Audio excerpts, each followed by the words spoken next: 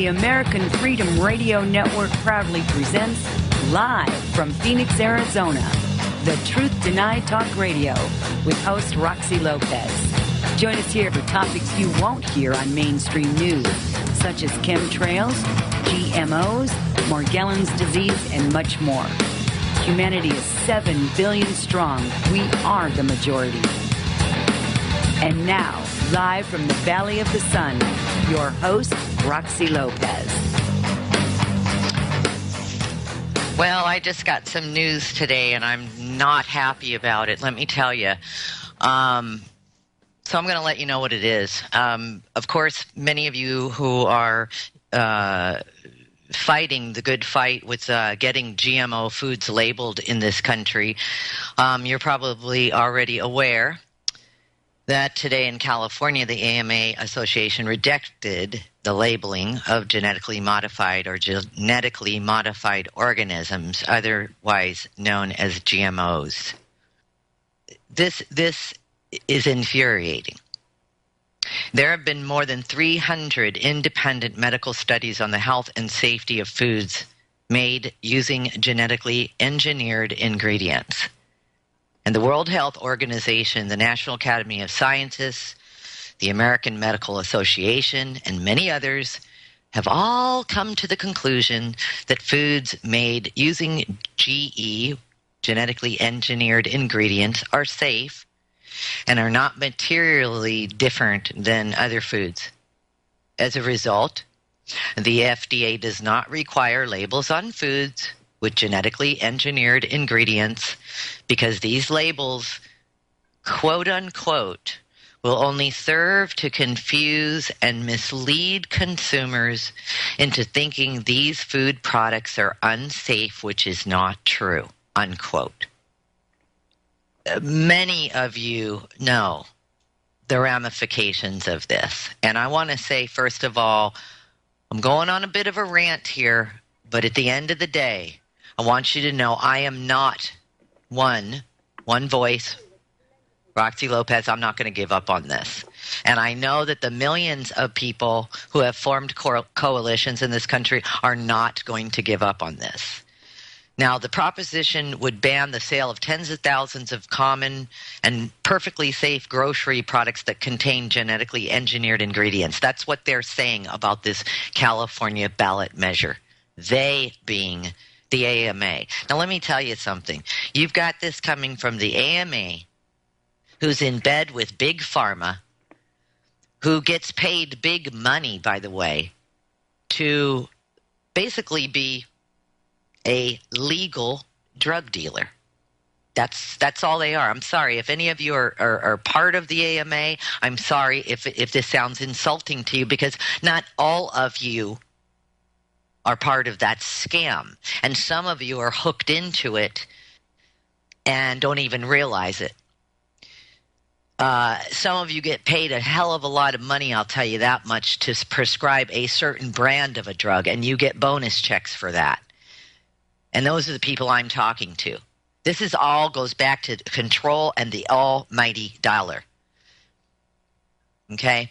And the threat in this that just annoys me one more time is that their fight, the AMAs, is saying that, basically it's going to cost a lot more money to label all of these foods. And how dare they say that labeling these products would only serve to confuse the public? No, it won't. Not when over 1,100 doctors in this country are prescribing non-GMO diets to their patients. And you want to know why they're doing that? They're doing that because they've run out of ways to help those who have a plethora, by the way,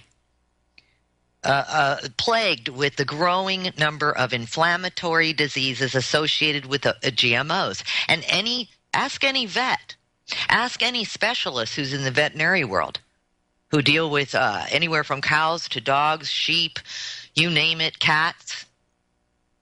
Ask them, because that's the first thing they do when these animals come in. I have an animal that took a month and lots of money and lots of testing to find out what was happening to my animal. And he was diagnosed with IBD, irritable bowel disorder. Now, if you look at what GMOs cause, they cause the lining of the intestines to start growing stuff. And on top of it, that stuff, that growth that starts happening to the lining of the stomach turns into cancer. With animals, it happens quicker than with people. With people, you come down with a plethora of diseases. And you need to know this. People who do not know this, let me tell you something. You need to look into it. Okay? GMOs are linked to infertility, immune system dysfunction, gastrointestinal problems, organ damage, disruption of insulin, and cholesterol regulation. That's just the beginning. All right? That's just the beginning of this nightmare. And by the way, I have spoken with several doctors in this country, naturopaths, who are telling me that these diseases associated with GMOs are epidemic. They're in epidemic proportions. Just this week alone, I have referred 5 of my close friends, not Facebook friends. There are some of you on Facebook who are my friends, who I've known for many years. Friends I've known, some of them for more than 25 years. I have forwarded their information to a couple of naturopaths right now because they are they're helping with all of this. So what I'm trying to get across to you is this was a big slam for all the coalitions right now when the AMA has the nerve to turn around and reject the labeling of these foods. This is insanity, and I am furious. I am furious, and rightfully so. And I usually don't show up on the show with this sort of attitude, so excuse me. It's just been one thing after the other today in regards to this. And I'm just, but we've got to, knowledge is power. So get behind the knowledge. And let me tell you one quick thing that'll make you feel good about this. The good side of this, there is a woman out there, and I'm going to put this up in an article today. The organization's called healthychild.org, and she was a customer, and she wrote in a letter to a company and about GMOs, and she got the letter back from the company. And it said, thank you for your contact. We're not aware of any GMO-free corn in the U.S. We feel it's a ridiculous concern based on poor science. If these concerns are truly important to you, you may be better served at a health food store. We appreciate your patronage. The customer support team at American Importing Company, Inc. Now, what this woman did was smart. She called the company and went all the way up to the top. Spent quite a long time on the phone with, let's call him President Andy, and that's what she refers to him as. And what she did is she systematically taught him in a couple of hours on the phone about GMOs. And at first he just kept negating and saying, oh, no. And then she got to a certain place in the conversation where he actually started to hear what she was saying because she was giving him knowledge. She was giving him books. And I'm going to post this today in an article because I want you all to see what she did and how she handled the situation on the phone. All right? And now they are friends. Now this man understands, the whole idea behind GMOs, the documented health risks of genetically engineered foods, et cetera, et cetera, et cetera. She armed that individual with knowledge, and come to find out all the way to the top, he didn't really know. He was getting very misleading information about genetically modified foods, genetically modified organisms, and genetically engineered food. So with that, I'm going to move on, because I have a fabulous guest, and I just want you to know Tribe TV was canceled this month because we all got so busy, but it will resume next month. And ironically, I can't even believe I brought that up because we'll be on 1 p.m. Pacific time. That's Tribe TV. Watch for the advertisements. That's our television show. And the show is called Q&A on GMOs. So we're going to bring this to the table. We're going to give you a lot of information, educate the public, educate everyone, and even have some more information about some of the people who have actually had their lives were torn apart by the illnesses associated and how they recovered and what they did to recover from this. So there's a few things that we can all do, and knowledge is power again. So thank you for hearing me out. Again, you're listening to The Truth Tonight. This is Roxy Lopez. I didn't even introduce myself. Hello, everybody, and thanks for listening, and thanks for your patience. So my guest today is a woman named Emily Cragg, and Emily and I have spoken on the phone several times. Wonderful, wonderful woman. I enjoy speaking with Emily. She's the real deal. You know, her background, we'll let her talk about her background since I took up some of her time right now. We'll let her talk about her background, and some of the stuff that we're going to talk about today is fascinating, absolutely fascinating. So without further ado, I welcome the lovely Emily Cragg. Welcome to the show, Emily. Hey, Roxy, you are rocking today. Oh! You are rocking. You have hit all my hot buttons, honey. I have colitis, okay, caused by GMs, and I don't even want to talk to you about what GMs do to my digestive system, but it ends up black in the toilet. Okay, GMs harm people. And I'm one of the people it harms. So, hey, if you have anything going on about it, you just include me, all right? Absolutely. I will absolutely include you. No problem. And I'm glad I said something, and I'm glad you said something. So, Emily, let's go on a journey. Let's do it. Let's do it. Let's give our listening audience a little bit of background. Let's just let them know a little bit about, because you are quite the lady. I mean, you are quite accomplished. But let's talk about Geo Mason University a little bit in UC Berkeley in the anthropology. George Mason came in my 40s. UC Berkeley was when I was 16 years old. Okay, I was 2 years ahead, and kind of a weird kid. And then I was a parent at 18, and I went into anthropology, and I worked for the anthropology department. In doctoral studies, I did manuscripts with anthropology students who were getting their doctorate, and they were looking at what are the signs of human habitation in these archaeological sites, okay? And I applied that now, 50 years later, to NASA digital images. And I want to be very clear about the difference between a photograph and a digital image. Okay. And that's where all this comes down to.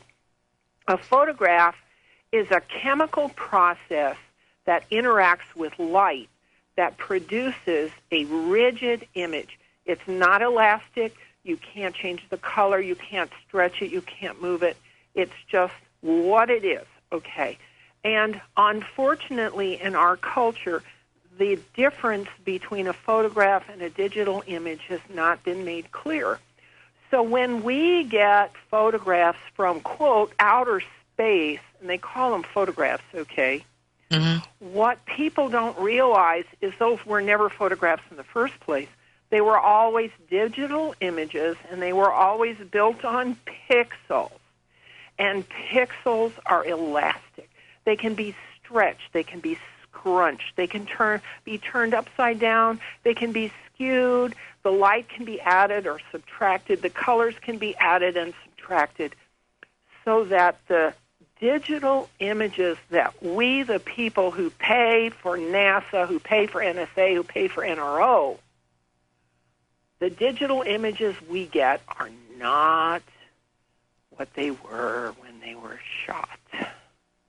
We are not getting the truth about what is going on in space. And being an old school teacher and an old industrial trainer, that's what jerks my magic sanger, that we, the people who pay the taxes, are not getting the truth about what's going on in space science. And astronomers in general, God bless them, are not taught the difference between photographs and digital images. So when they get a NASA image, they just accept it. They just accept it at face value. Oh, this is what the NASA satellite says, you know. And what they don't realize is that the NASA downlink goes to Pine Gap, Australia. You know, that's what I was just going to ask you. Isn't that a live feed? That's a live feed as far as Pine Gap, Australia, but that's where all the changes are made. I always wondered about that. Because I thought, how can they distort anything when it's a live feed? So do tell. Okay, Pine Gap, Australia is where the treaty is enforced, which Eisenhower signed in 54 and went on in 64 and 74, so on, 2006. 2006, it was called the Tau 9 Treaty, which Bush signed, which mandates non-disclosure by the Anunnaki. The Anunnaki are the culture that has come here every 3,660 years, and they established the Sumerians and the Egyptians and each succeeding culture, and they do not want to be known. The Anunnaki do not want to be known.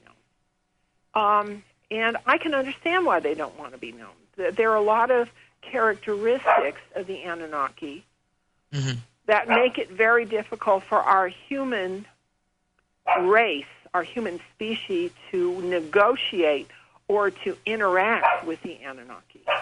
The Anunnaki, remember, these are the progenitors of the Nephilim, who are spoken of in the book of Enoch and in the Bible Genesis chapter 6.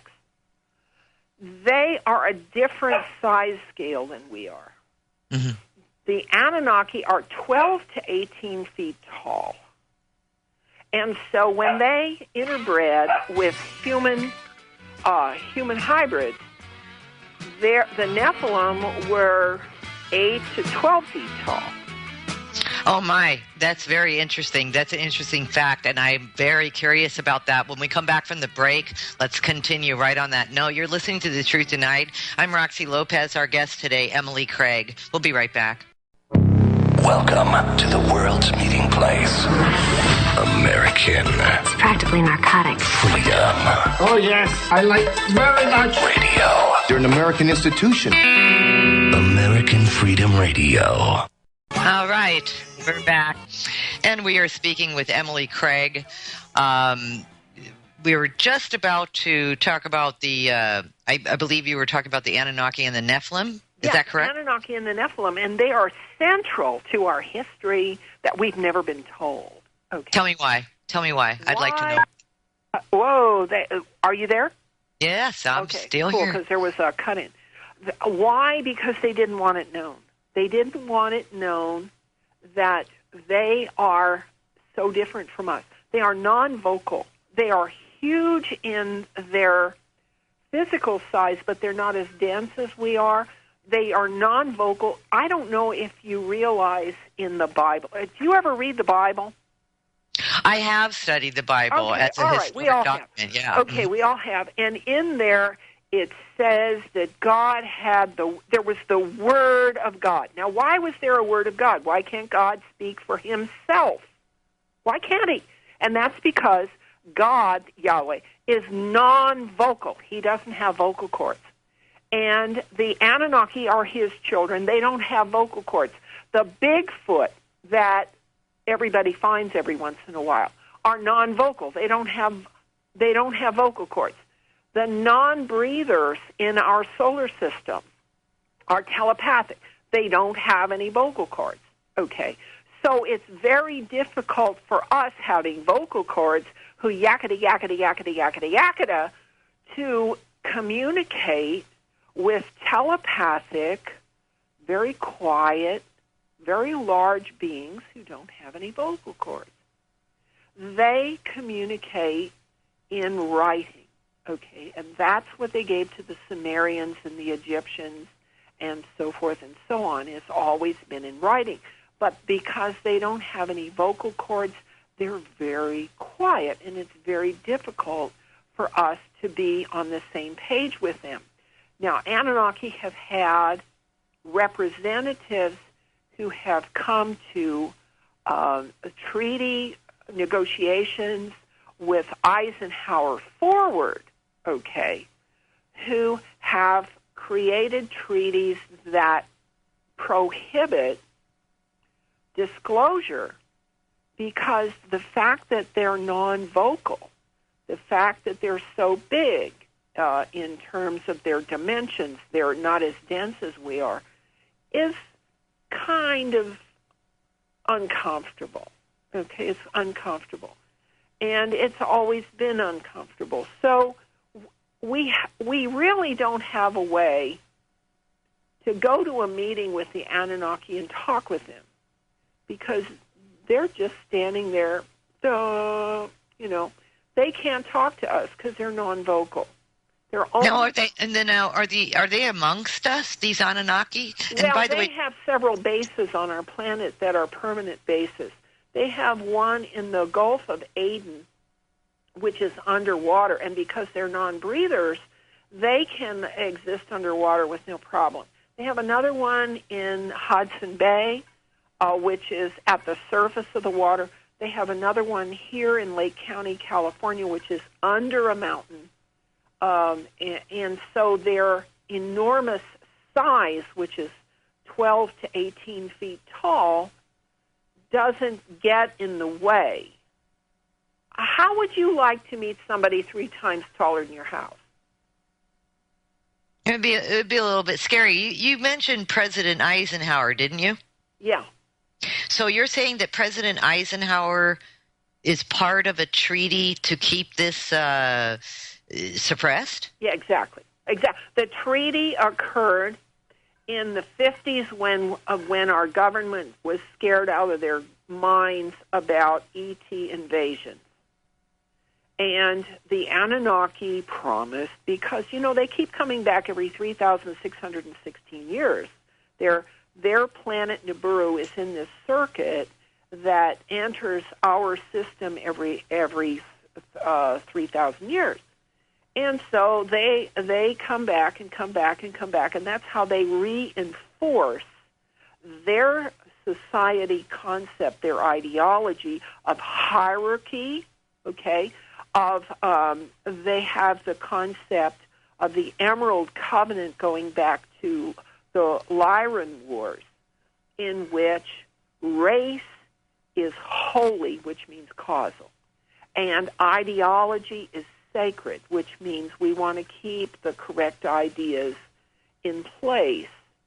And so they're part of the Emerald Covenant, which is the ideology from which fascism and Nazism and purity of race purity comes from. Okay, the Anunnaki don't have to deal with racial diversity the way we on this planet walking around on the ground have to deal with it. They are a monolithic, pure race. They're not interbred except in Eden, which I guess at this point was 450,000 years ago when they interbred with the monkeys on this planet, and they've been stuck with us ever since. Okay. And we're in a place where on this planet we have a diversity of experience and racial characteristics and racial gifts, which is just unprecedented in not only in this solar system but in this galaxy. We have 4 major races here: black, brown, white, and yellow. And our 4 races have completely different gifts. And the Anunnaki coming here to help us evolve with the concept of hierarchy, top-down direction, top-down wisdom, top-down secret societies, top-down, okay, have not created an atmosphere of tolerance among the four races or an atmosphere of tolerance among the derivative ideologies, and that's why we're at war. So in your opinion, are the Anunnaki, are they good guys or bad guys? Yes. They're trying to help, but they don't know enough about what's going on the ground to be able to help effectively. And so they are good, but they're also not effective in the evolution. And then another question would be: are the Anunnaki, are they indigenous to Earth, or are they from somewhere else? They come from the Orion constellation. Okay. Their planet Nibiru comes through here every 3,616 years, and that was the cause why Mars oceans got ripped off 26,000 years ago, and why we go through this cataclysmic period of judgment every 3,616 years, which is known as the apocalypse. Really? We go through that every 3,600 years? We have been going through that every 3,616 years, but that is coming to an end because the outcome has changed. Okay, so I definitely want to know about how the outcome has changed, and so I'm going to remind us to go there. What I want to know is, how do you know, or what are you basing this on as far as the 3,616 cycle? Where is that information coming from? The Book of Enoch, okay, Genesis chapter 6, okay, and online, the Sumerian historical documents as translated by Zechariah Sitchin are at a site called EnkiSpeaks.com. Okay, and those are the Sumerian documents that go back 500,000 years, which our Bible does not do. And I'm a follower of the Bible, and I consider myself a Christian. I sort of straddle Christianity and Judaism because I appreciate the common law that is presented in the Torah. The common law in the Torah is very common sensual and very rational and very reasonable to me, that you don't want to create harm, and you don't want to deceive people. Anunnaki culture, because they are so mental and not so verbal, is that their experience is all mental. Their experience is all in cleverness. Their experience is all in simulation and not in physicality. And so here we are, third-dimensional physical, and we're dealing with a subjective, domineering culture, the Anunnaki, and they're trying to, quote, help us. Poor things, What they're doing is accumulating some terrible karma for themselves. But okay, they're going to learn too. We're all here in school. Oh, sure. And there's, and so there's no point. I remember my life as an Anunnaki. My name was Ereshka Gill, and in that time, I was the daughter of Nanar, the granddaughter of Enlil, and that's why I can go through all this. Because is that right? Why it makes sense to me that things have gotten off track. Does that make sense? No, yes, and you just said a name, Ereshka Gill? Yeah. I've heard that name before. Where have I heard it? That's a good question. It's in the Book of Enoch, and it's in Enki Speaks, and it's in the history of the Anunnaki on this planet. And apparently, because I remember a life before that in which I was Sarah Topjar, which, Taupejar, which was a life back in Lyra, Lyra, 1 million years ago during the Lyran Wars. Okay, so I was a dissident in the Anunnaki culture, and that's how I got stuck in some pretty bad karma. They didn't like me then. They don't particularly like me now. And that's okay, too. You know, I'm a truth teller, and that means that I'm kind of a troublemaker. Sure. I can dig that. So Yeah. don't even talk to me about troublemaking. Okay, so you're good at it. I know. Now you said the outcome changed. Can we talk about a little bit about that? Okay. What outcome to begin with? Because I don't know what the outcome is, or the perceived outcome, and that the outcome changed. It sounds like something has been altered. And what is that? Something has been altered. Well, you know, every time that the wormwood system with Nibiru and Elenin and all of its stuff orbiting wormwood, there's a system that comes and merges with our system every 3,616 years. It's not just Nibiru, the planet. It's not just wormwood, the brown dwarf star. It's their whole system comes here. So they do a merge with good old Sol every 3,616 years. And it's slightly off. It's just slightly off. And so 26,000 years ago, when was it they smacked in to the planet that became the asteroid belt, okay? And then another time through, they smacked Mars and really beat the crap out of Mars and took Mars oceans in the days of Noah and dumped Mars oceans on our planet. Okay? So each time they come through, they're at a slightly different attitude. Okay. This time, the way they've come through, if you've been watching NASA and the catastrophizing that goes on at NASA, okay.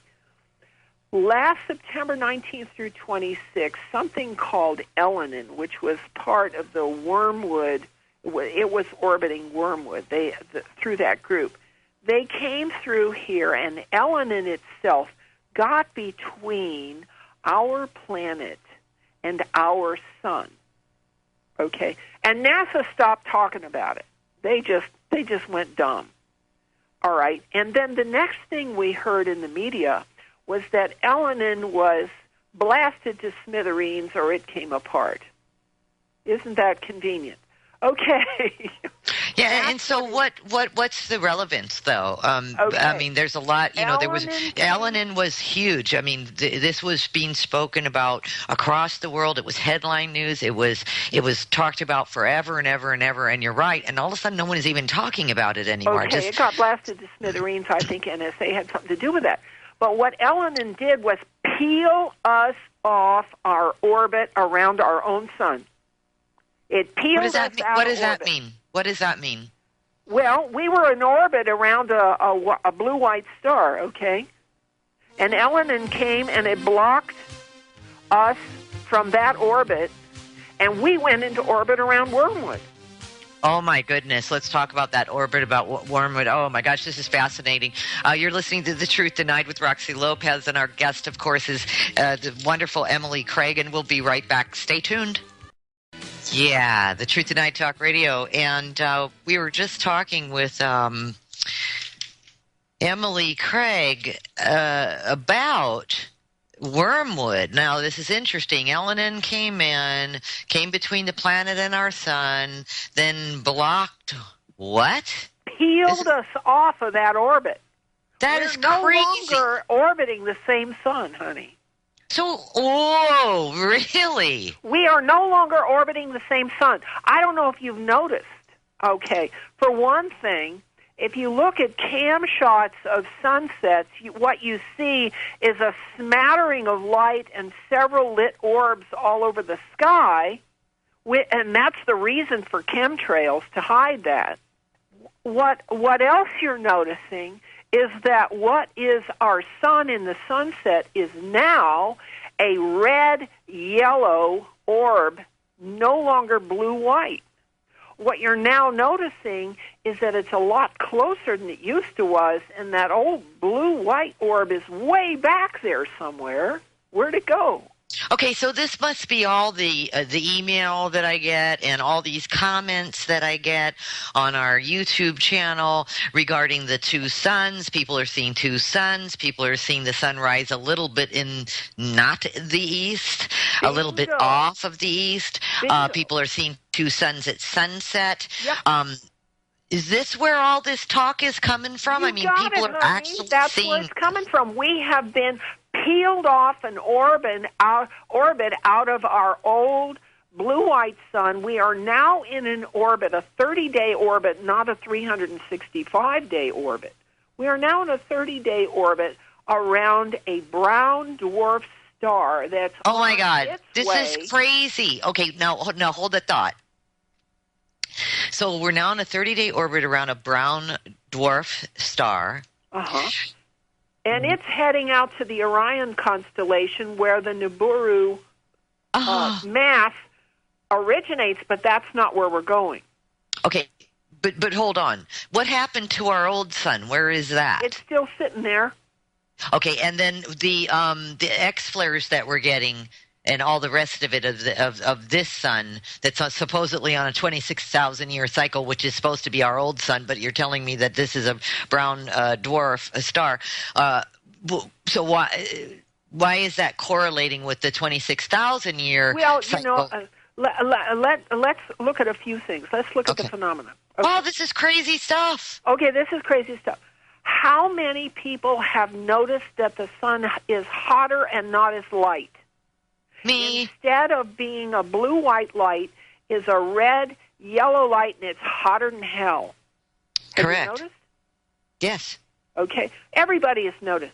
Okay. The other thing is that because of non-disclosure, the changes in the planetary astronomy are not being recorded and talked about, narrated.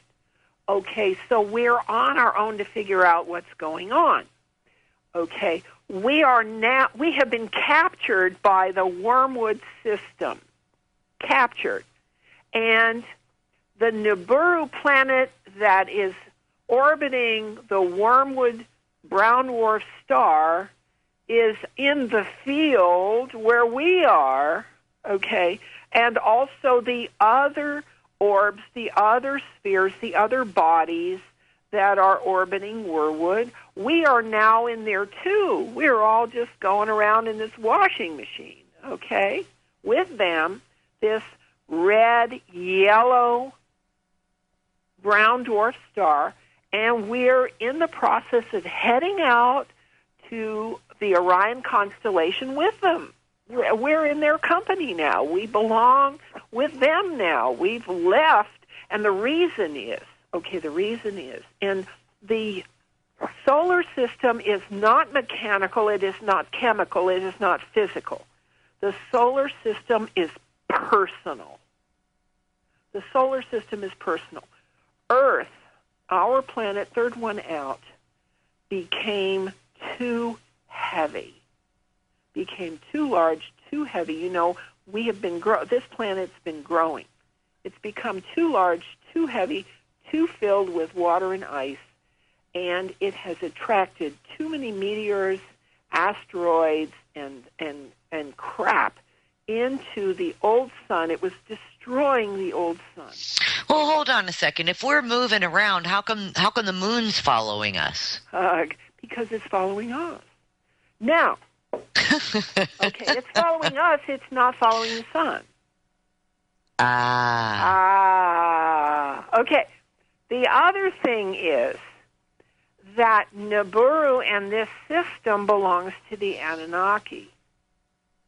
Okay, so the evidence I have on my planetary gallery is that we are witnessing the changes in planetary bodies as we are moving toward and into a new orbit going toward Orion. We're not going toward Orion. We're going to stop, but that's okay.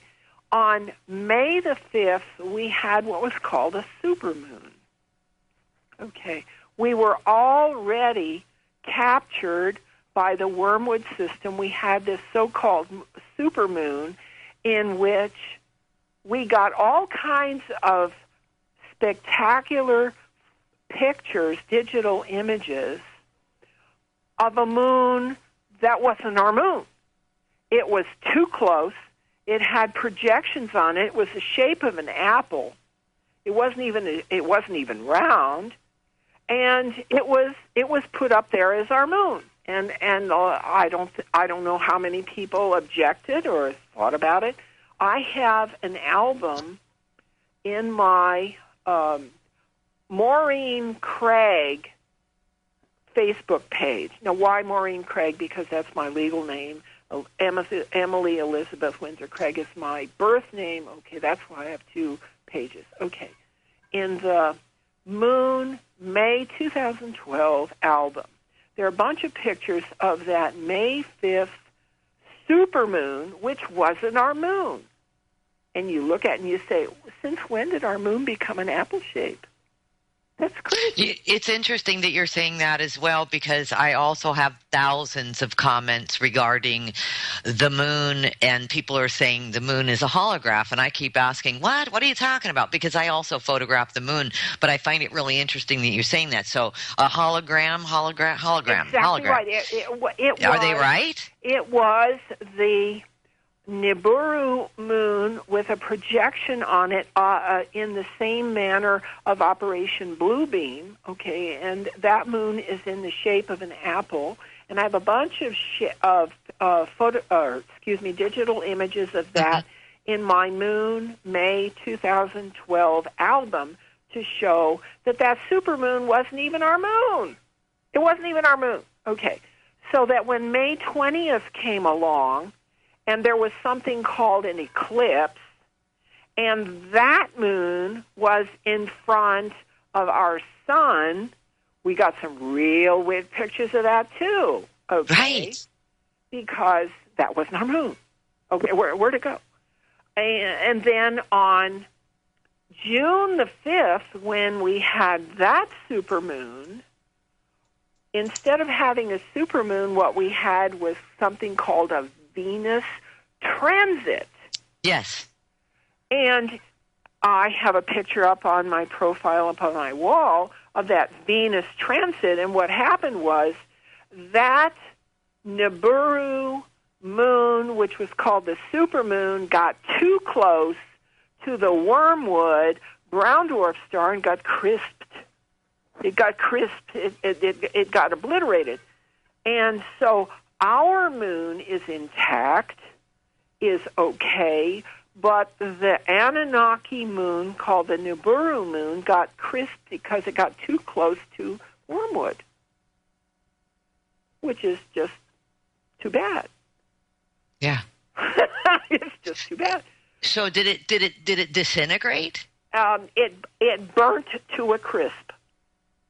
It absolutely burnt to a crisp.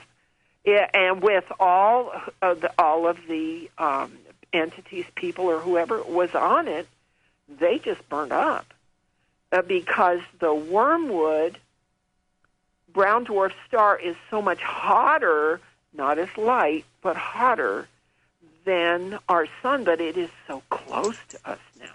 It is so close to us. We're just doing a 30-day orbit around it. Now, we're going to be in that 30-day orbit around Wormwood. From now, we're going to be in an orbit around Wormwood from now till forever. But some other changes are going to occur. And that's because our solar system and our galaxy are not mechanical, they're personal. Mm-hmm. And the people who are on this planet, Terra, our Earth, or whatever you want to call it, are precious. and we're not going to be destroyed about the changes that are occurring to us. Gotcha.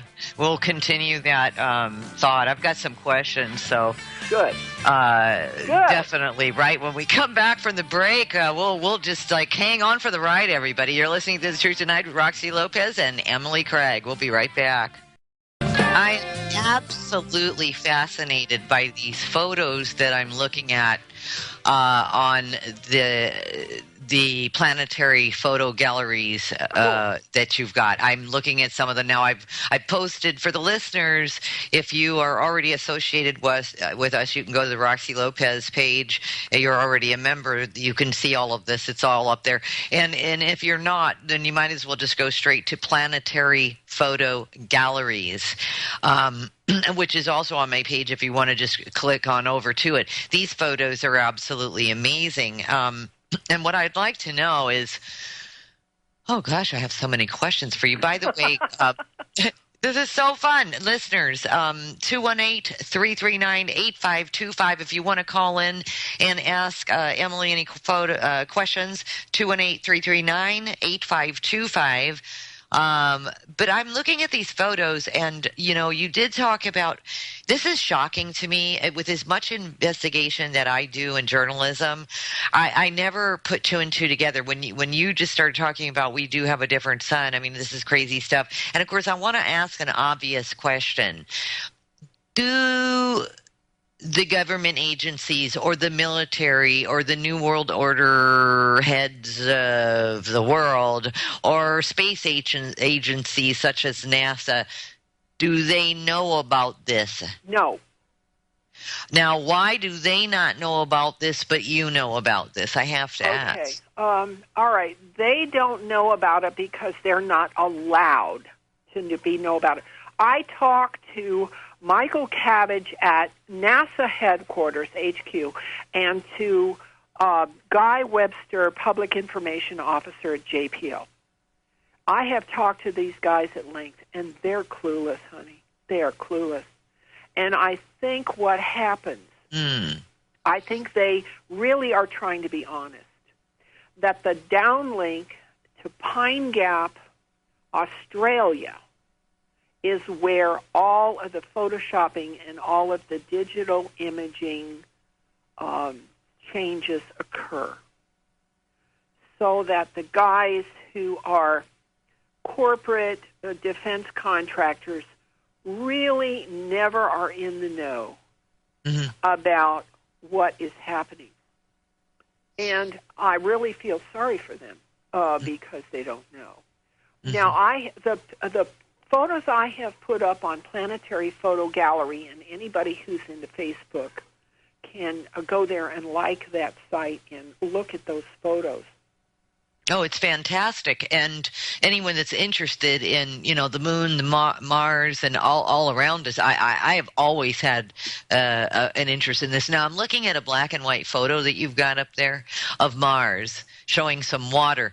I guess my next question would be, Emily, where are you getting these photos from? Are you downloading these from a NASA website? These are NASA. These are all NASA. Every photo I have from Mars is NASA. So these are public photos, and NASA, there's so much information coming out these days about the water on Mars. Now, why wouldn't NASA know about that? Because the left hand doesn't know what the right hand is doing. But they're even talking, physicists are talking about the proof of life even on Mars. There you go. And I have been following the rover photos since 2007. I have gone through thousands of them. And you and a few other physicists have done the same. And I pull them up, and they're not photographs. Remember, they're not photographs. They are digital images, And you pull up a digital image, and it's like a puzzle, Now, one of the things that I've shown you on my home page is a picture of my dog with a group of digital imaging faults that NASA customarily uses to conceal and hide real data. Oh, I see. I see that. That's on the Maureen. That's on Cragg. the Maureen page. Oh, God, I hate that name with a passion. Here, let me let them know. Join her, Maureen. It's Maureen. Cragg, Cragg. Although that's not, but I'm seeing a cute dog. By the way, I like your dog. You know, he was trying to get on the show when you first came on the show. Yeah, she's a sweetheart. He was trying to talk. I heard him in the background. I didn't want to say anything. So you're showing. I can see what you're talking about now. So. The kind of faults they do. Okay, now first of all, they just rotate it a little bit, so you can't tell up and down. Mm-hmm. Or they flip it over 90 degrees, 180 degrees. They do this a lot with Mars views because they don't want people to understand how Mars is oriented. Mm-hmm. If you ever saw the way Mars is oriented, the geography would become so obvious that the rover's photos become laughable.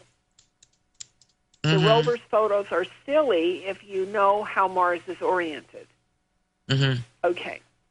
So then the other thing is they invert the contrast so black is white and white is black, or they crank the color up 500 or 600%. Okay, or they dull the contrast down so the whole thing has a gray image. I see where one of them is stretched wide or one of them stretched. They're stretched wide or they're stretched. Or now, I do recall, and you and I have spoken about this part. I do recall when there was a satellite, and I don't know the name of it, so you can remember the name for me because this is your area of expertise, not mine. But there was a satellite that went to Mars and came in really close to Mars, and I want to say it was under 5 years ago.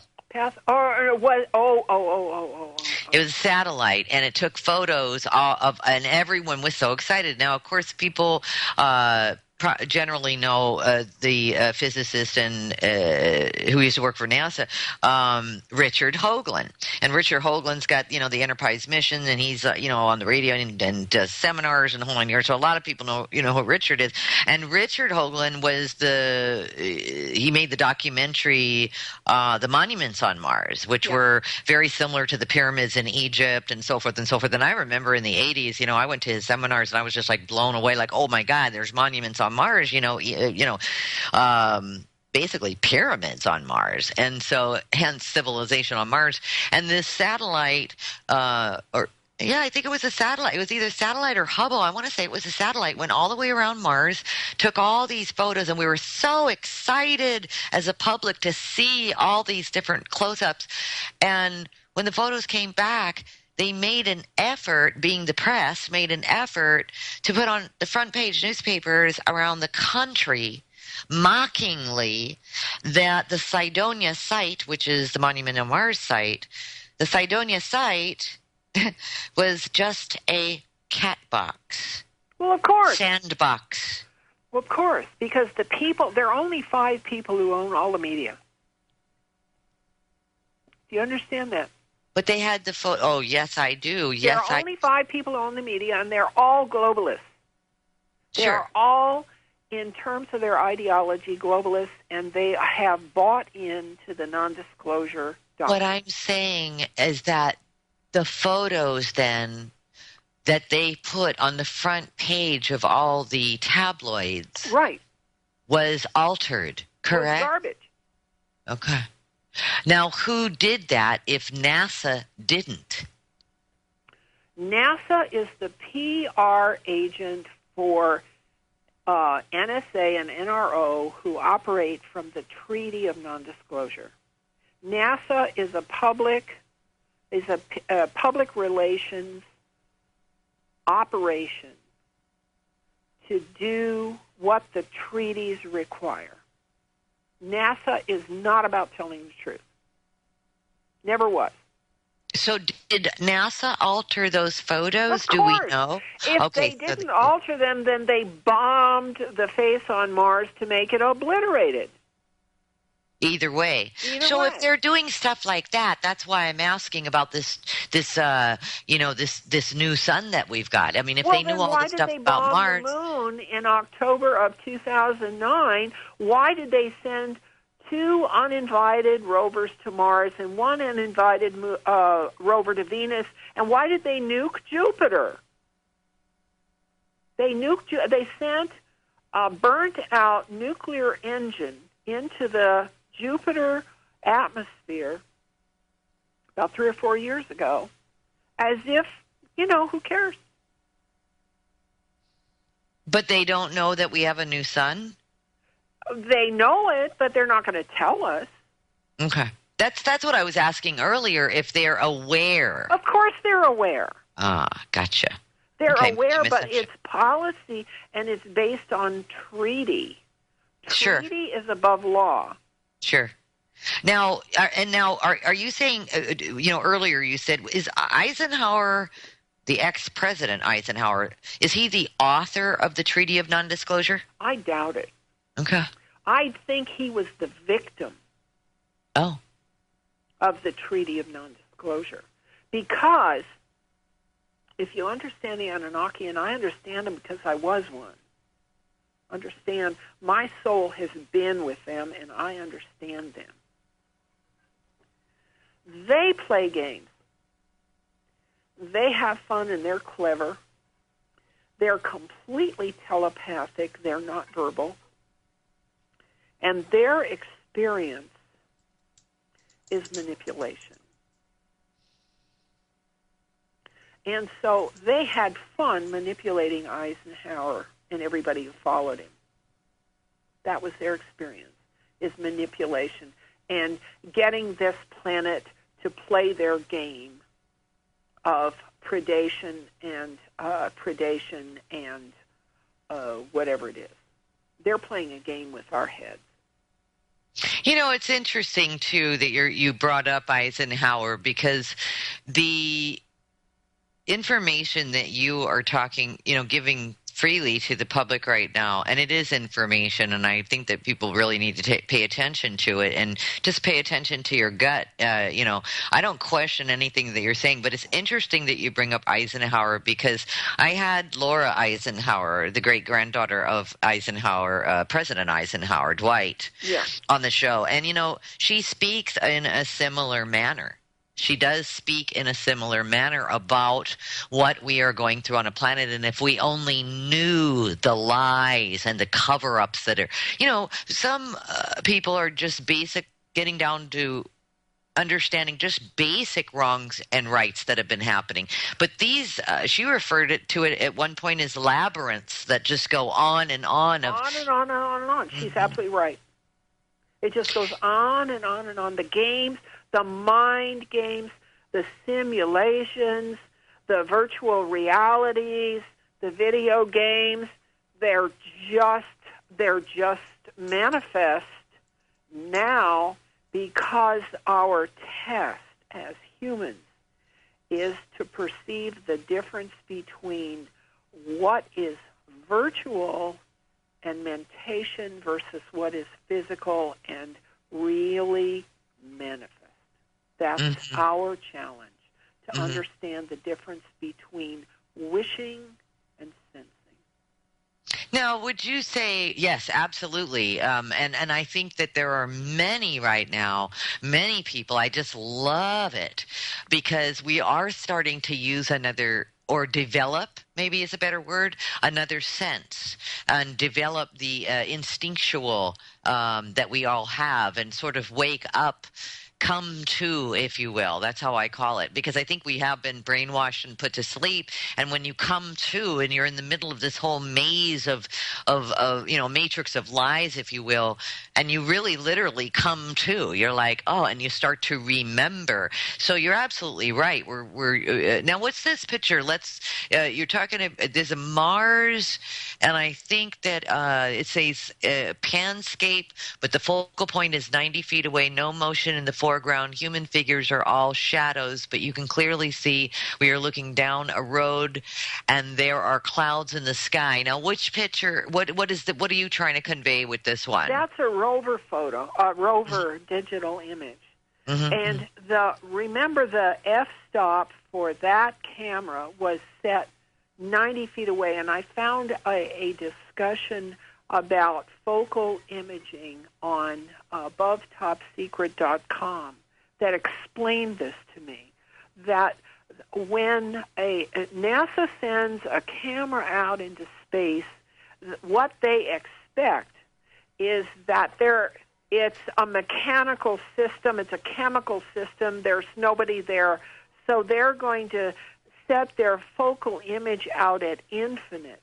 Okay, they're going to set the focal distance at infinite, and they're going to see whatever is they can see on the edge, and they miss everything in the foreground, and all of the forms that might be moving in the foreground are just simply looked through, and the texture that they pick up is that of the soil, the rocks, 90 feet away.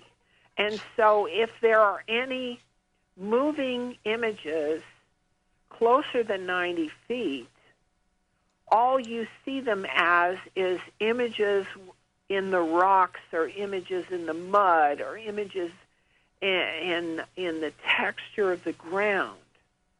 And that's how NASA has been able to not see what they're looking at because their focal distance is set 90 feet away. And so all the faces and the people in the foreground are only images in the mud. And after seeing several thousand of these photos of NASA rovers that are focused 90 feet away from the camera, you begin to realize that NASA has absolutely no intention to show what's actually there. Right. Their intention is to show what's 90 feet away. Duh. Isn't that interesting? But most people wouldn't know that, but you said you stumbled on a whole discussion about this, that that this was relative information. Remember in 2007 there was the hullabaloo about the picture of this human figure, and she had her left arm. No, I don't. I do not remember that. Listen, we're going to take a quick break. Emily, I'm sorry to interrupt you, but when we come back, let's talk about this human woman figure with The Truth Denied. This is Roxy Lopez. Our guest is Emily Cragg. Stay tuned. Welcome back to The Truth Denied Talk Radio. We're having a really involved conversation here that's just a flying by. My gosh, with Emily Cragg. Oh, my gosh, I lost track of all time, and I lost track of callers. I forgot to open my caller screen. My producer just let me know. And I'm just in this time warp with you because this is just absolutely mind-blowing. And it truly is. I really appreciate... Do you get heat for talking about this stuff? No, not really. And you know what? It is a ray of hope because the international news and the national news is so bad. This is a ray of hope for me that says the universe is personal. And the galaxy is personal, and the solar system is personal, and we're not just fodder and cannon fodder, that there actually is some rhyme and reason going on now. And so life is precious, and there's no reason to be terrified, and we're okay. And we don't have to hate each other, and we don't have to point our fingers at each other, and we can live with our families and think, this is all going to work out because we're going to make it work out. Does that make any sense to you? It really does, and even the way you just said what you said, it makes me feel so good. It makes me feel like I mean, everything you just said, it makes me feel so good. Well, but You God know, is that wonderful. it feels real what you just said too. See, it resonates as reality. Emily, you know what I was going to ask? Maybe we should just let should we let a caller come on? Sure. Oh, let's do that. Yeah. Hi, caller. Welcome to the Truth Denied Talk Radio. How are you? Fine, thank you. What's your name? I had a question for Emily, and maybe I didn't hear, maybe you've already discussed this, but I wanted to ask about the Venus transit. And, you know, that seemed to coincide perfectly with going in front of our regular sun. Yep. Did it go in front of Nibiru or what? It went in front of Wormwood, and it wasn't our regular sun, and it wasn't Venus. Venus is a very interesting planet. It is not 800 degrees. It is a very life-affirming planet, and to get that close to a hot sun, we would not want Venus to be crisped like that. So what we saw was not Venus? No, it was not Venus, thank God. So she's saying... Well, is Venus still orbiting our regular sun? Venus is still orbiting our regular sun, and so is Mercury and Mars, and they're intact and they're okay. Oh, my goodness. And that's interesting that you say that, because the recent crop circle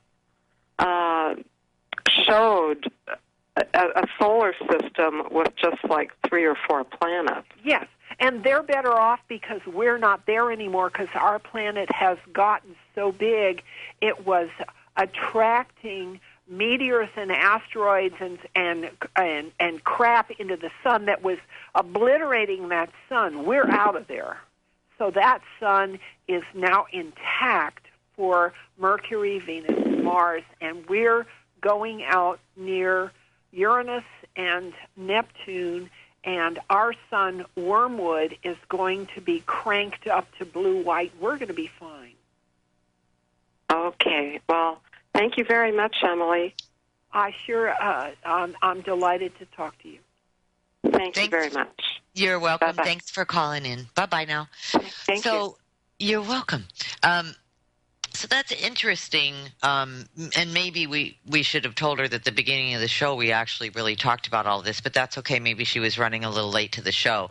So this is really fascinating, and what you just told her, that this sun that we are using or have right now, that's home for us right now, will eventually go from red, yellow to the blue-white. Exactly right, and it'll be perfect for us, and it will also provide an option and a reason for Neptune and Uranus to thrive. Now, you mentioned something earlier about chemtrails. That's why they're doing chemtrails. Now, just out of curiosity here, there are quite a few, this is my activism, is geoengineering and GMOs, but there are many people writing us in that are discussing the idea that they felt that maybe these chemtrails are covering something up in the sky, whether it be the 2 suns, whether it be the funky move or the holographic moon or the spacecraft. There's quite a lot of confusion going on, and people are seeing spacecraft behind the clouds. There's a YouTube channel, I think it's called Industrial Surrealism, and they've got like massive, whoever these guys are, massive footage of these time-lapse clouds with these ships sticking out of them. I mean, it's crazy stuff. So you had mentioned, quote unquote, that's why they're using the chemtrails. Can you go back to that and tell us a little bit more? Because I know a lot of people are very interested in that part of the... All right. And this is really important. It's called interdimensionality, okay? And the fact is that our planet is like an onion. It's got all these layers and all these surfaces. And if you actually watch the clouds, you can see that they form in discernible forms of figures and faces and stuff. The clouds actually do stuff that are surprising to me anyway. And what we're seeing is multidimensional in the clouds because the Earth is an onion with surfaces. And the human frame is a fractal. And a fractal is a pattern that's repeatable at every scale. Okay. So that there are human figures and frames that are 100 feet tall, 60 feet tall, 30 feet tall, 18 feet tall, 6 feet tall, and 1 foot tall. And that's what Pathfinder on Mars has determined is that the limit of size of humanoids on Mars is only 14 inches tall, the same size as the Pathfinder wheel, because Dave Beamer and I and others have found digital images of humanoids walking up to the Pathfinder. It's like a little kid's wagon. And they were only as tall as the wheel on Mars. And on Mars, those people, those little 14-inch tall people, little tiny people, are managing and handling the huge land serpents, okay? So they have a function. Humans are in all scales. Human life is in all scales. And at the cosmic level, humans get really big, but they're not as dense as we are, okay? We're built like rocks, okay? We're built like rocks.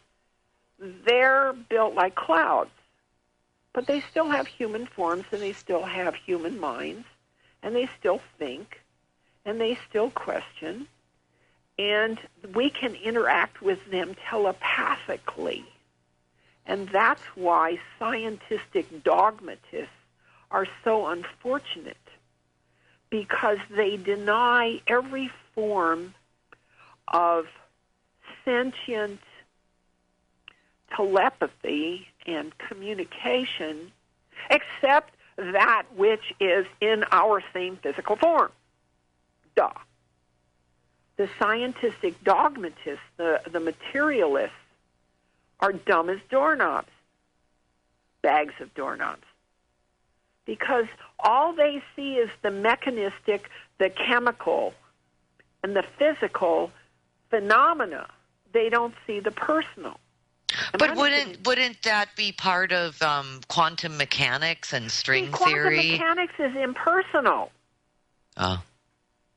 God and angels and interdimensional communication are all personal.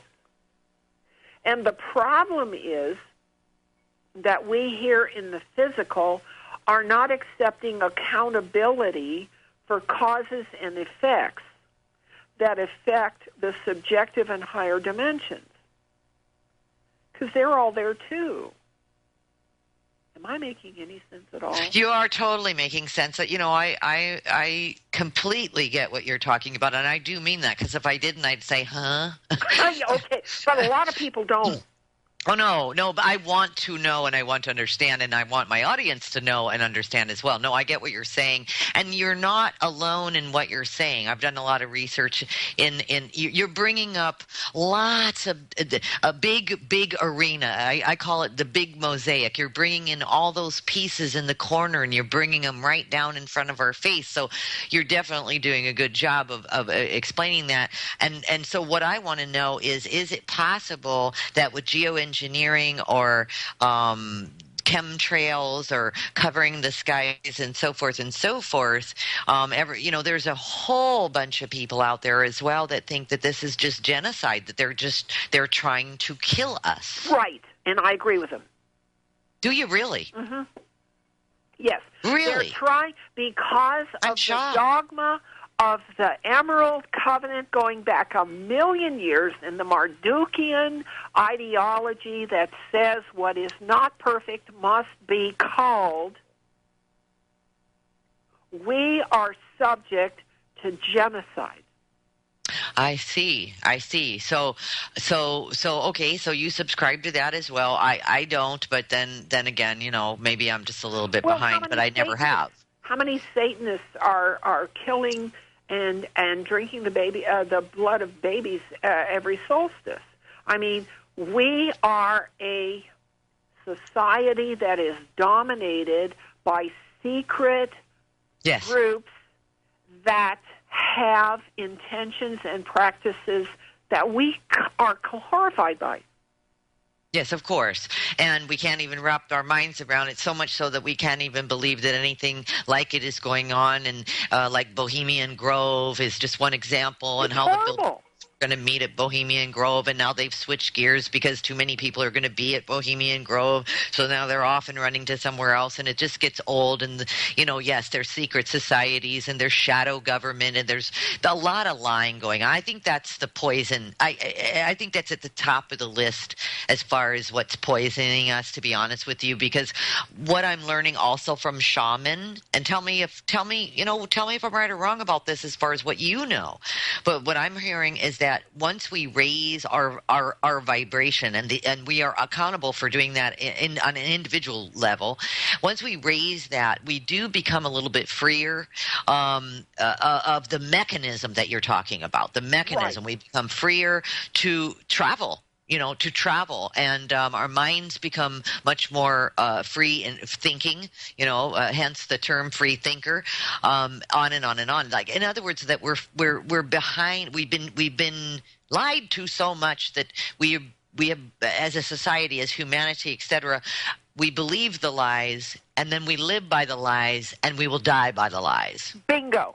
Now, the other thing, there are two metaphysical teachings that are 180 degrees out wrong.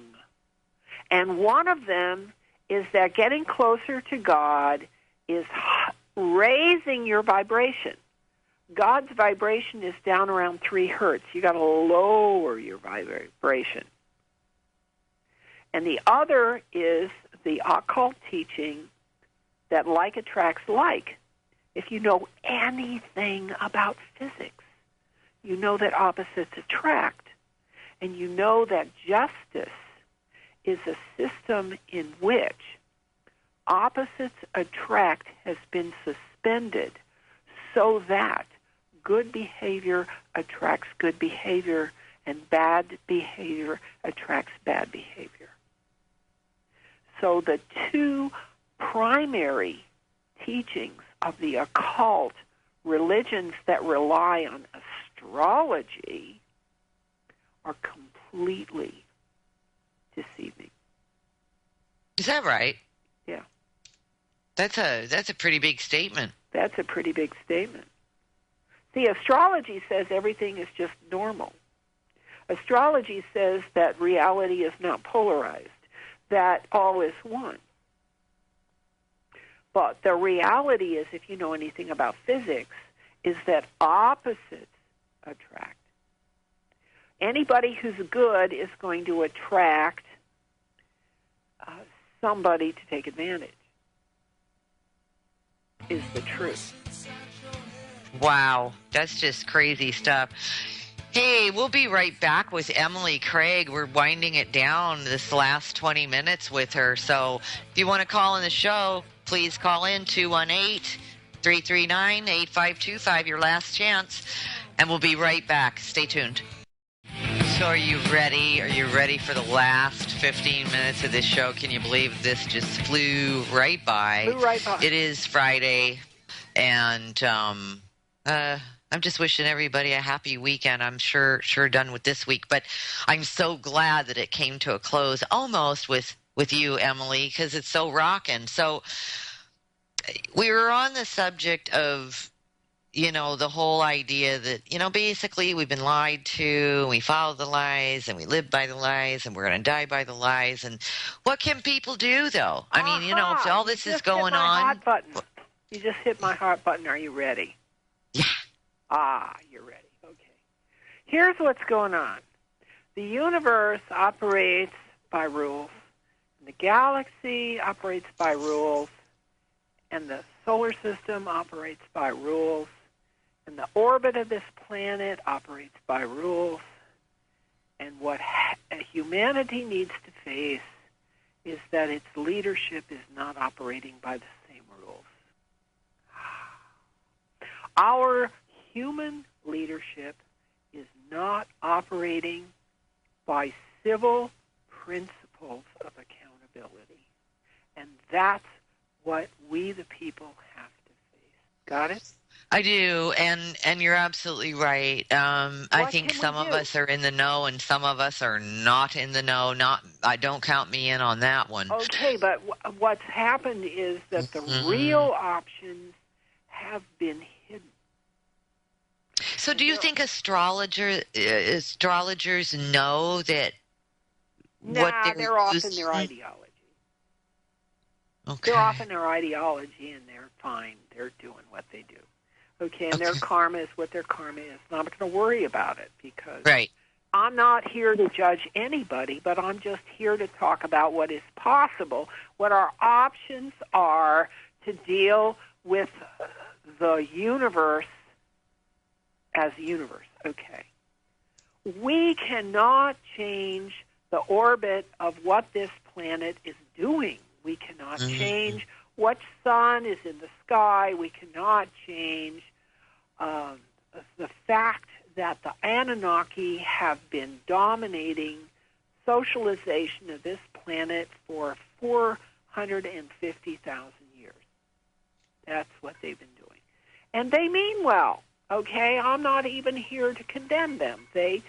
They're just a monolithic race. They have no concept of diversity.